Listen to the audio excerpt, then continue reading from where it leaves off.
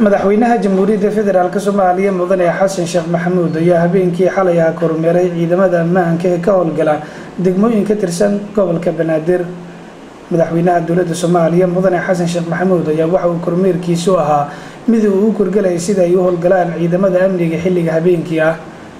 waxauna madaxweynaha kormeerkiisa ku bilaabay saldhigga bari ee degmada Cabdicasiis, halkaasi uu madaxweynaha ugu tagay saraakiil ka tirsan booliskii iyo weliba madaxda maamulka degmadaasi.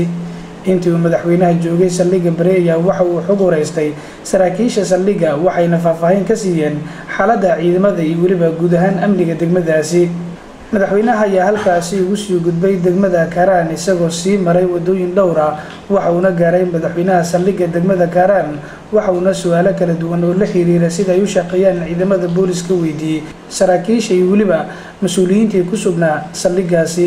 sidoo kale madaxweynaha ayaa waxa uu kormeer ku tagay saldhigga degmada Waabari isagoo soo indhiindheeyay qaybaha kala duwan oo ka kooban yahay saldhigga degmada Waabari. kormeerka madaxweynaha jamhuuriyadda federaalk Soomaaliya mudane Xasan Sheekh Maxamuud oo habeenkii xalay ah ku maray ayaa waxay dhiirigelin u noqonaysaa dadaalka iyo weliba howlgallada ciidamada amniga ay ka wadaan guud ahaan dalka Soomaaliya. Maxamed Ibraahim Gaabo, Royal TV, Muqdisho.